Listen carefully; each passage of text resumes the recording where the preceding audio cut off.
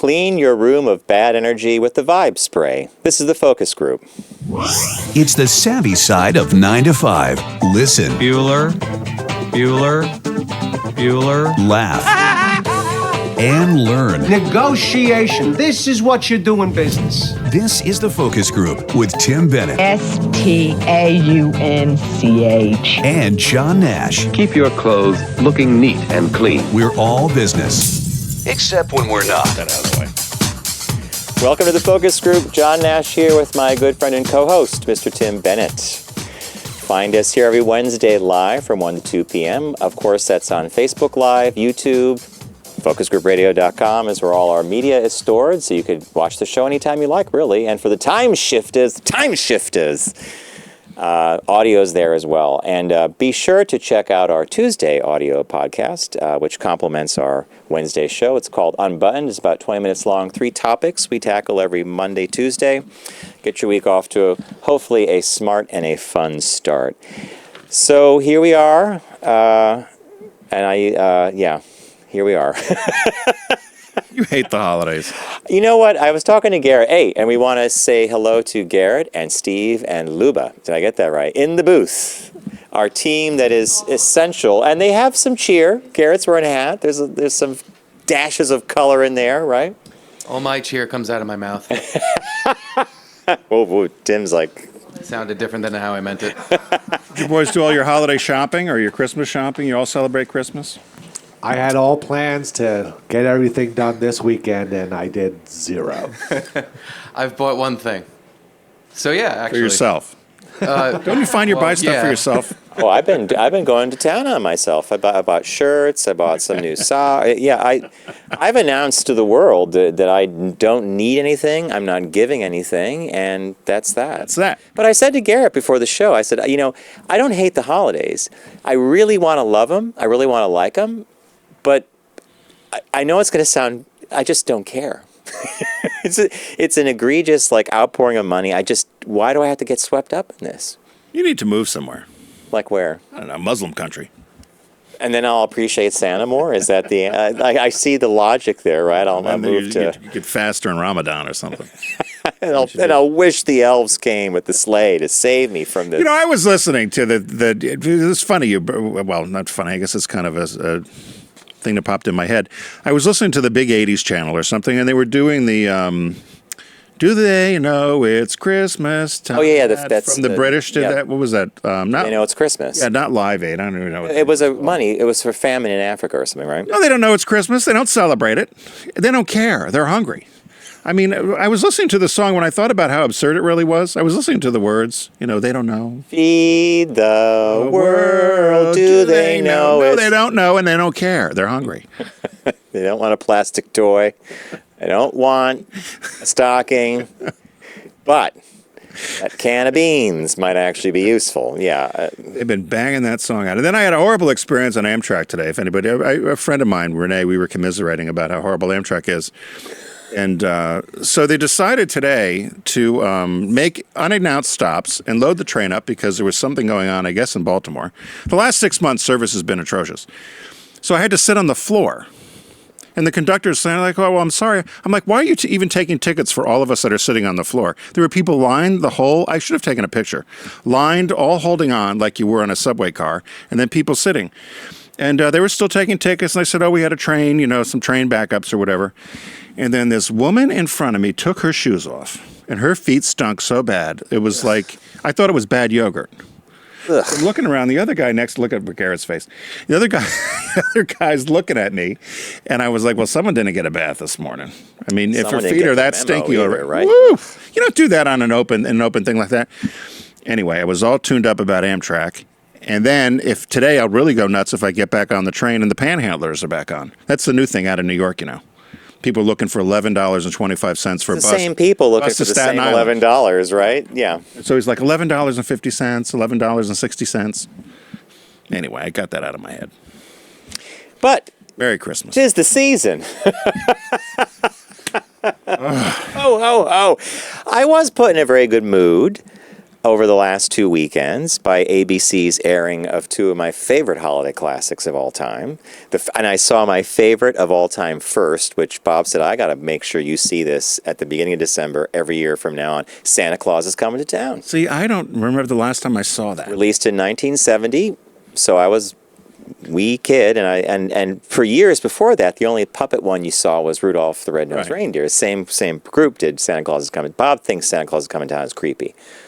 The Winter Warlock and Jessica and the birds and the songs. But to me, I love it. And I was singing Is along. there a favorite song you have? Yes, the first toy maker to the king. It's a difficult responsibility when you accept, a decree from His Majesty, and it's about the clauses and how they make toys for the king.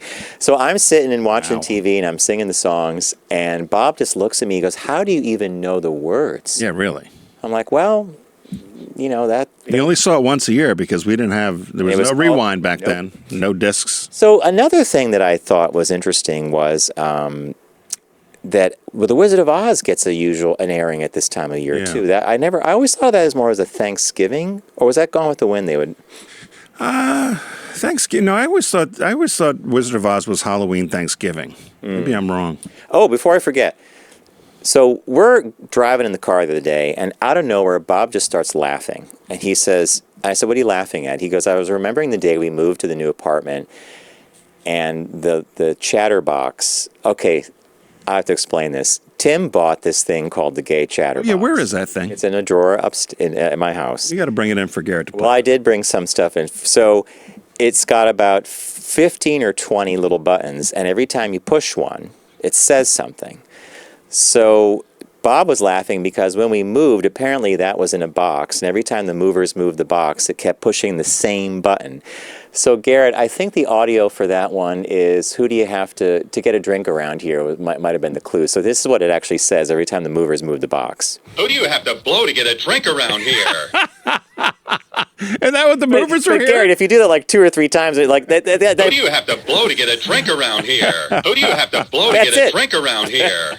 Who do you have to blow to get a drink around here? So Garrett, so I start laughing. I said, "Bob, I don't remember this happening." He goes, "No, you were down at the car taking other stuff up and The back." movers laughing?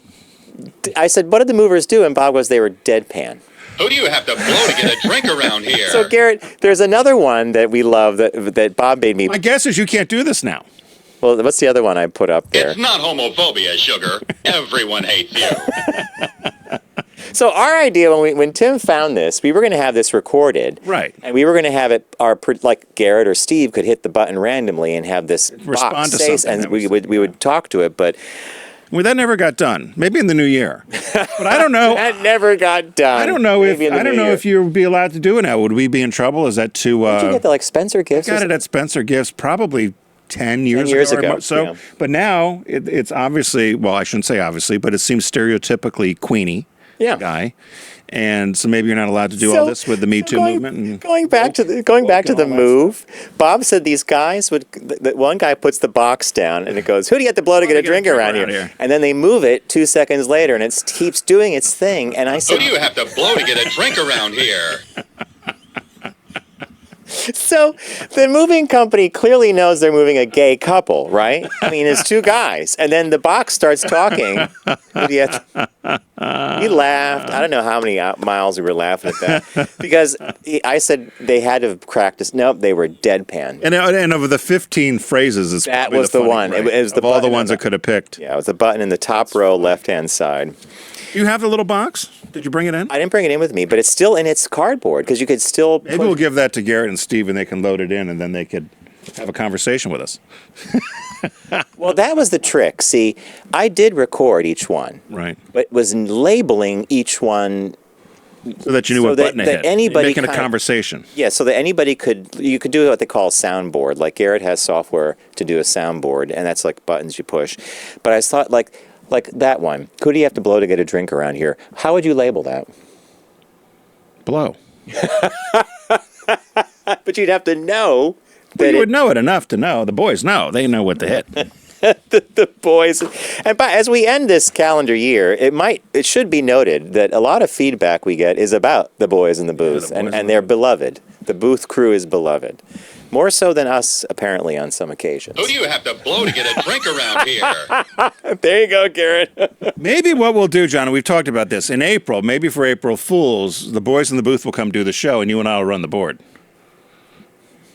The board. Well, now Garrett's shaking his head. Steve is smiling. He's laughing, and Garrett's just smiling and shaking his head like a Cheshire cat, like, uh-huh. Because we all know it's going to happen. that easy. It's going to be a frozen camera. There's not going to be any of this fancy back and forth stuff. Unless you just said, John, this is the button you push to go 3/4 view, whatever. I'll put it on dummy mode. It'll be very easy. Well, I need dummy mode. Dummy mode. John likes to move. I need simple. I need on-off. As long as there's a lever or something, I could be like George Takei, Mr. Sulu on the bridge of the Enterprise.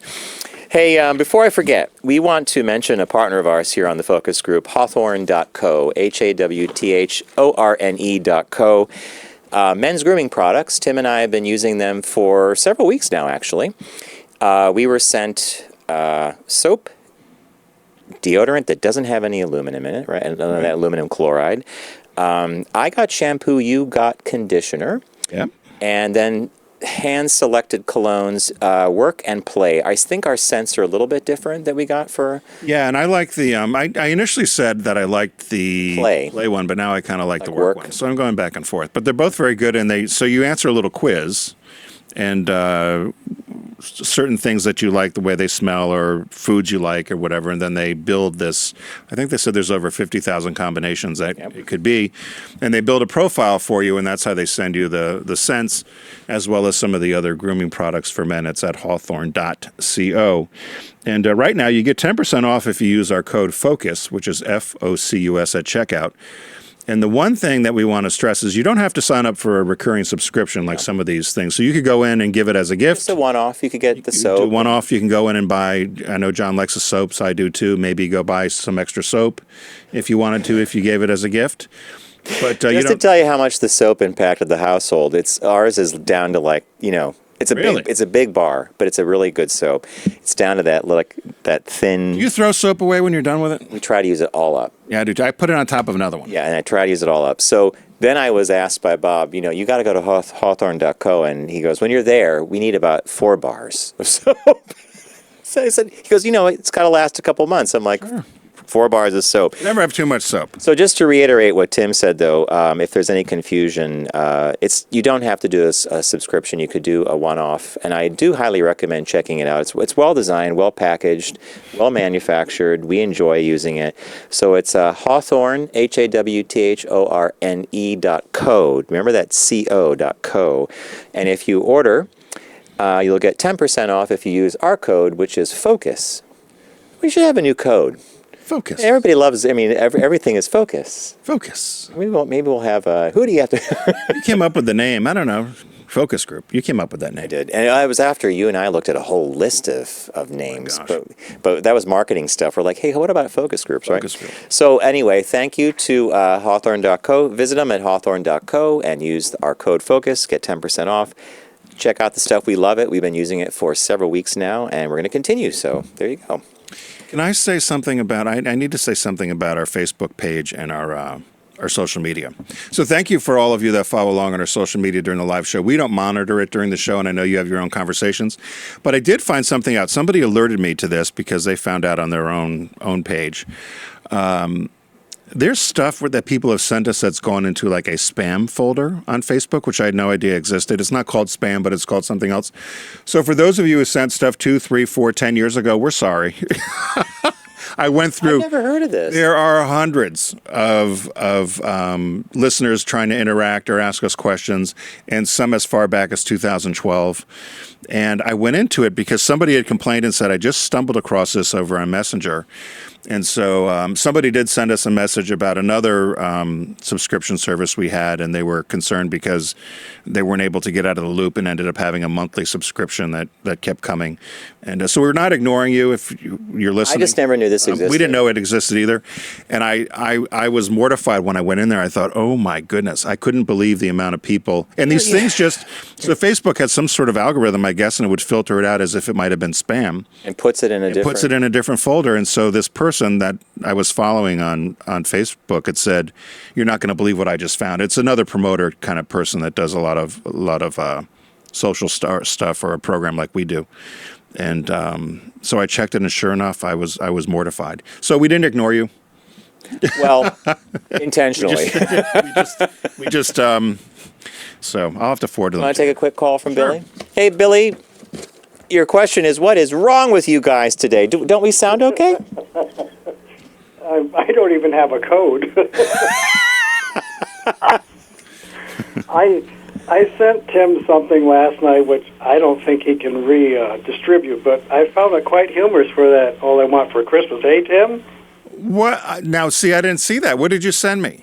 The Latino plugging the Christmas lights in. Oh, I did see that. You know, someone else had sent me, a friend Matt had sent me that too, where he's wrapped up in lights like you did in class, John. Well, but he was nude, right? And he plugged... No, he had a jock on, but all I could say was 'tis the season. Well, he plugged it in, and then the lights heated up his butt. It was between his butt crack, and he couldn't get the light unplugged in time. I don't think he was jumping around. Is that the one? Okay. John, what's going on? Am I seeing you this weekend? I'm double checking our. I was just talking to Tim before we started the show. All our family / take all that away. All the holiday obligations I'm still sifting through, but I will have an answer definitively tonight. And if we're around, we are definitely going to see you. All right, because Edwin asked and said, "What's going on this weekend?" I said, "Well, it's up to Nash." They're going to come down to the city. Oh, okay. Well, yeah. Well, you might not be. We don't use Amtrak. Well, good for you. Does Amtrak go up where you are? Yeah, but we don't have to use their service. We got Metro North. Yeah, they could go. They're at that point where they could actually go and get on an inexpensive Metro North train and just commute in. I did laugh. You probably have the Vermonter that goes up there, right? Yeah, I think after Poughkeepsie, it went on up to Albany and Montreal. Probably one of the most unreliable, other than the Chicago to St. Louis route. So I said to one of the conductors, she goes, "I'm on the Vermonster," and I said, "That's never on time." She goes, "Never." It's like 3 little trolley cars heading north. With one passenger. Yeah. One passenger. All right, Billy, we're going to roll on. I promise to email you today and give you all the stats. All right. We'll play it by ear, as they say in the biz. In the biz, yeah. Thank you, Billy. sir. Later. Merry Christmas. All right. What caught your eye, Mr. Bennett? What caught your eye? Here's what Tim and John found. I don't know how this happened. The title is Let It Snow. And when you see the picture, you'll see... Oh, it's an ugly... Well, it's one of the Christmas sweater things, right? But... What's Santa doing? If you're watching on the video. Well... Sweater depicting Santa with lines of cocaine is one of this year's products gone wrong. Walmart. Now look at that. That's... He's got a straw in his hand, right, in the right hand. Wow. Aren't those lines of cocaine? Am I wrong? So the Christmas sweater depicting Santa, what appears to be lines of cocaine, has been pulled from Walmart's Canadian website, and God darn it, we didn't get to buy one. Wouldn't that be a great one? Yeah, you better believe it. Let It Snow sweater was being offered by a third-party seller, and somebody alerted Walmart, and they immediately pulled it down. It almost made its way into Walmart's USA website, but it was taken down in time, and I put darn. The sweaters that were sold by the third party through Canada, this is their Walmart's response. They do not represent our values and have no place on our website. We've removed these products from our marketplace. We apologize for any unintended offenses that we may have caused. You know, it's hard to get offended. You'd have to know what you're looking at. I mean, if a kid looked at it, it's just Santa. Santa sitting in a chair with a little Christmas tree on a table. But as an adult, you're like, oh. Let it snow. Look at the eyes. It's a blizzard, yeah. Santa's in the middle of it. So they said this is just one of many products this year that have gone wrong in 2019. So, for instance, Burberry just did a runway show for their Autumn-Winter 2019 collection at Fashion Week, and it featured a hoodie with a noose around their neck. Somebody has a noose around their neck. If you go to the next slide of pictures there, you'll see it's up in the upper left. Can you imagine? So, a noose around the neck. Then Gucci, I remember this one, had they got backlash for the $890 sweater that resembled blackface. Yeah. So Gucci had to pull that sweater off the market. Now, who would even buy that thing? Look at that woman. The part 2, in May, Gucci came under fire again for its $790 Indy full turban. Everybody thought that it was too much of cultural appropriation, so that's had to be taken down. That's the guy there in the runway model. Yeah. Would you ever wear a turban, John? No. And then Macy's in July got in trouble, accused of body shaming moms with those plates. So based upon your serving, portions. you've either got skinny jeans, favorite jeans, or mom jeans, which is the biggest portion on the plate. Macy's pulled that down and said that they were insensitive and missed the mark. So all I said was, this is what happens when you don't have adults in the marketing department. Clearly. Like, for example, an adult in the marketing department would have let the Santa sweater go. Because, again, a kid is not going to get that. Tell me a 5-year-old who understands that Santa's getting ready to do Didn't you blow. do one with Amazon where the mother ordered something and they didn't realize what it was until the sweater came in and it was the baby doing something? Yes. Or if you go to our that was last year, yeah. Or if you go to our Facebook page, the woman was trying to do the nativity scene. I have the picture. It's our group picture of the little kid there dressed like a little wise man, but the mother bought the sex toy. She thought it was a blow-up sheep for the nativity scene, but it was a sex doll. The little kid's there with it. He's sitting there with his little lamb. Happens. Stuff happens. Stuff happens. So that's what caught my eye. All right, so what caught my eye, many of you have probably watched or heard about this, but Peloton, which is this fitness company that sells this fitness bike or treadmill, and then there's a big video monitor on the front, and you join a group, you could ride with other people virtually. Was on fire. They released a video, a new Christmas ad in early November, television first. I saw it actually 2 or 3 weeks ago, and I thought it was kind of creepy because the woman was given a bike by her husband, and she's going to have the journey of her life. She's already fit, but she could enjoy her bike and get something out of that. Well, social media picked up on this, and it went viral in a matter of 48 hours. People were like complaining about the sexist husband who gave her the bike in the ad. Now, these are actors. It's an advertisement, right? People were complaining about her. Peloton then pulls the ad. Was he giving her so are we going to show the ad? Oh, I didn't. But so was he giving her, for people who don't know them, was he giving her the bike of, honey, I want you to get in shape? That's what people thought. Yeah. Of course, that was not the intent of the people who created the spot. It was just, hey, honey, you have a Peloton bike. Here you go. So then one day, the Peloton stock got hit. 10% went down because of this kerfuffle. And then Ryan Reynolds went and hired the actress from the Peloton spot to promote his Aviator gin. So she's sitting around with 2 other friends, and they're like, boy, honey, what a day. And then they all, but you look great, because that's the end of the Peloton ad, you look great. It's all this, the reason I brought it up and I wanted to be a caught our eye, it's all self-feeding. And now, as of yesterday, an investor says Peloton stock is set to plunge to $5 a share because given the frenzy with fitness equipment, someone else is going to come out with a competitor pretty soon, and it's going to be worthless. See, I was just talking to somebody last night at the dinner I went to, and they were talking about how they love the Peloton. Oh, yeah. A lot of people adore it. A lot of the program, the music. Is it similar to what you do when you do the race against other people? But it's something I use called Zwift. So my bike is attached to a trainer, and then I could watch this video game and train. But the reason I brought this up was, if you're in marketing and advertising today, whoa, boy, how would you have seen this coming? You know that spot was months in the making. Well, it was probably focus grouped. It was. And in fact, the focus groups, what they extracted out of that was people took journeys. They would buy the bike, they would have a year of experience, they would change or transform, or they'd love it, and they wanted to replicate the journey. Now, they never saw any of this coming. I don't know that we would have either. Would we have seen some of this coming? Or No, and people do get offended over the slightest things, and even more so now, I guess. There were a few ads that I was involved with back in the day at Subaru that we never saw issues coming with the way people may have been portrayed or misunderstood perhaps what the portrayal was. So I guess I could see it happening, but I do think we become a bit oversensitive. Well, another way of, I have to agree with that. And the other thing is, how long in the pre-social media time frame would it have taken for a company to get negative feedback about an ad campaign? It would have had to have been a phone call to a customer service line. I was going to say it was a phone call. That's how we would always get them, is the phones would start ringing. And then eventually letters would come, but it was the phone calls immediately. And unless it was 50 or 100, you didn't pay attention to it as Really? much. Did you actually have numbers? You'd pay attention to it, but if it hit a certain number, then you were like, okay, this is a bigger issue than we thought. There was an ad we did very innocently about a little kid that comes home with his school, the bunny he had in grade school. Mom picks him up at school. He's got the little bunny rabbit in the box. And the parents that weekend decide they're going to let the bunny go. So they go out into the woods and let the bunny go.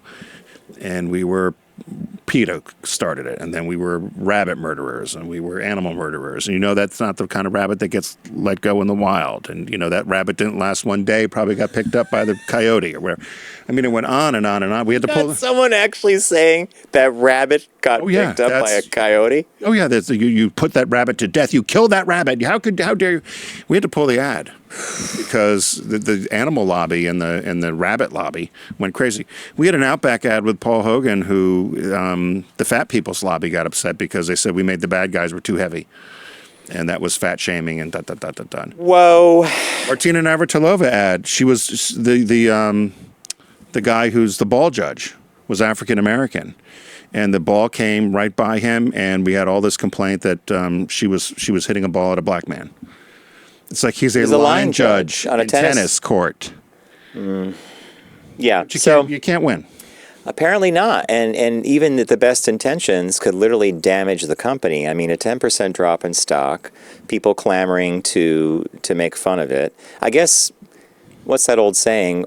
Any press is good press? Sometimes not, right? Yeah, so then they pulled the ad, right? Now, and that's the weird thing. Now they're running a different holiday ad, and the minute I see it, I'm reminded of the original one that got pulled because I know what it looked like. So it's what's CD say? It's awful. It's awful both ways. What's the business birthday today? Everyone does celebrity birthday greetings, but the Focus Group is the only show in the universe that celebrates business birthdays. So business birthday, born December 11th, 1874. He died at 78 in 1953, was James Kralt. Kralt. A Canadian-American entrepreneur and inventor. He was the inventor of processed cheese. That's something. That's something. It's a Canadian. The original name was Kraft, Krafft. Huh. German. They got rid of the F. They thought it sold better in America. So now it's just Kraft. Kraft instead of Kraft. Okay. Kraft, right. So James Kralt started a cheese delivery service in 1903 with $65. He drove a horse and a little wagon named Paddy.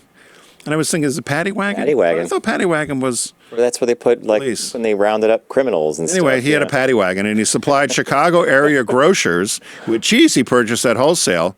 And you have to deliver the cheese in the early morning before it could melt or spoil. This is before refrigerations, like the Brits still have to do.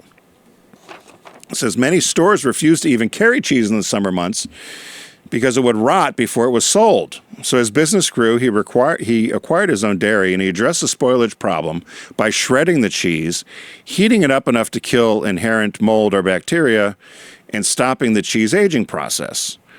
He patented the idea as pasteurized cheese and said it had a much longer shelf life than ordinary cheese.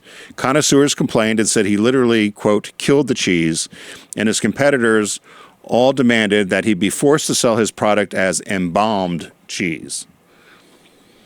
So the federal regulations jumped in. They said, no, we're not going to call it embalmed cheese. We do like the idea of it, though, and they're going to call it processed cheese. So James Kralt controlled the company from 1909 to 1953. He introduced many innovative products. He was the largest leading food producers, one of the largest in North America. You remember Velveeta. Came out in 1928. Miracle Whip, 1933. Macaroni and cheese in the box, 1937. Parquet margarine, 1940. Sliced processed cheese, 1950. And Cheese Whiz in the can, 1952. Was I remember the Parquet ad. Did the lid go Parquet? Okay. Didn't the lid of the cheese talk? Yeah.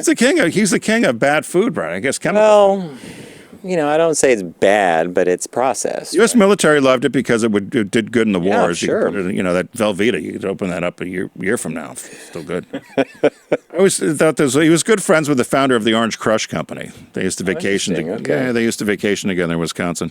His family farm in Stevensville, Ontario is still there, the Kraft family farm. If any Canadians are listening, it's at Boeing Road in Winger. It's still in the agriculture area. Happy birthday, Mr. Kraft. That is a cool one because no matter who you are, you probably at some point had macaroni and cheese with the Kraft. Well, that was a staple, right? When you got it to live on. Now, we weren't a Miracle Whip family. We were Hellmann's. We were Hellmann's too. Yeah. You guys Miracle Whip? Anybody Miracle Whip? No. Absolutely not. Yeah, no way. Wow, this is something. I didn't mind it though as like a special treat, but not all the time. I didn't mind it as a special treat. I like What that. about Velveeta? No, never really. Never Maybe cared on the about mac it. and The cheese aerosol, or something. aerosol cheese whiz? Guilty pleasure. Yeah, Yeah, it's fun with the sometimes. crackers. And on a Ritz. Yeah, Just straight in but- your mouth. Just you don't even need the Spray crackers. cheese on a Ritz. Bypass the cracker. Drink Good the point, cheese. Steve. Very good point. Hey, as many of you know, Deep Discount is a partner of ours here on the Focus Group. We urge you to visit them by going to our site, focusgroupradio.com, and clicking on the Deep Discount logo. Arr, it's a shark, but it sounds like a pirate. That's my little tick. So you get the pirate voice with the shark. This week, it's last-minute gift sales. Everything's on sale at the site. So when you're there, you can get everything from CDs, DVDs, movies, LPs, books, toys, the whole bit. I call it the one-stop shop for all pop culture and fun things. Tim, what did you pick this week? So I picked this week for if you have any Grey Gardens fans. And, so I picked the latest documentary, which is That Summer. And it's actually, you have to be a fan of, or you have to have watched Grey Gardens 1 and 2 from the Maisels, not the one that HBO did.